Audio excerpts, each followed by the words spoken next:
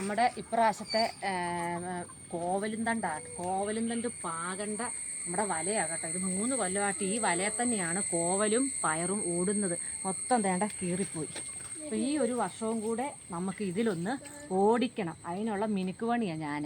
ഈ മിനുക്കുപണി ചെയ്ത് വലയൊന്ന് വലിച്ച് നല്ല പോലെ കെട്ടണം. കെട്ടിയിട്ട് വേണം നമുക്ക് ആ കോവലും തണ്ടല്ല ഞാൻ മുറിച്ച് വേണ്ട വേര് പിടിക്കാൻ വേണ്ടി കുത്തി വെച്ചിട്ടുണ്ട്. അതായത് അവിടെ എല്ലാം മുളച്ചിട്ടുണ്ട് കേട്ടോ.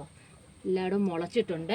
നമുക്ക് മിനുക്കുപണി ചെയ്തിട്ട് വേണം നമുക്ക് കോവലിൻ്റെ തണ്ട് നടാനായിട്ട്. വലയെല്ലാം ഒത്തിരി കീറിപ്പോയി കേട്ടോ. നമുക്ക് അടുത്ത പ്രാവശ്യം ഈ വല നമുക്ക് മാറ്റണം. അപ്പം ഇപ്രാവശ്യം ചെറിയൊരു മിനുക്കുപണി. ഇങ്ങനെയൊക്കെ തട്ടിയും മുട്ടിയും ഇക്കൊല്ലം പോട്ടെ.